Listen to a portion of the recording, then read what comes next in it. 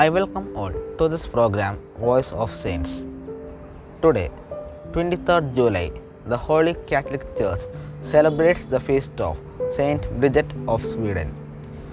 She was the most celebrated saint of Sweden, was the daughter of the knight of the family of Finstad, governor and law speaker of Uppland, and one of the richest landowners of the country, and his wife, Ingeborg, a member of the so-called law speaker branch of the Folkunga family. Through her mother, Ingeborg, Birgitta was related to the Swedish kings of her era. She was born in 1303 in Sweden, Europe. There is no exact date recording for which precise date. From age 7 on, Bridget had visions of Christ crucified. Her visions formed the basis for her activity, always with the emphasis on charity rather than spiritual favors. She lived her married life in the court of Swedish King Magnus II, mother of 8 children, when the King of Sweden, Magnus Eriksson, married Blanche of Namur. He asked his kinswoman, Birgitta, to come and be lady in waiting and to teach the young queen the language and customs of her new country. After her years of service at court, Birgitta and Ulf made the long pilgrimage to Santiago de Compostela. On the return journey, Ulf became dangerously ill in Arras.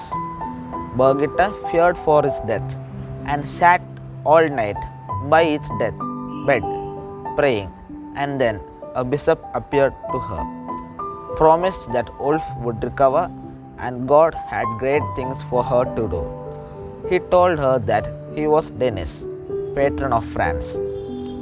Ulf recovered and was able to continue his work as lagman in the province of Narki until early in the year 1344, when he was very ill. So, Birgitta took him to the monks at Alvastra, where he died and was buried.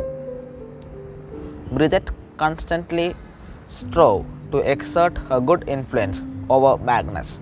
While he never fully reforming, he did give her land and buildings to found a monastery for men and women. This group eventually expanded into an order known as the Bridgettines.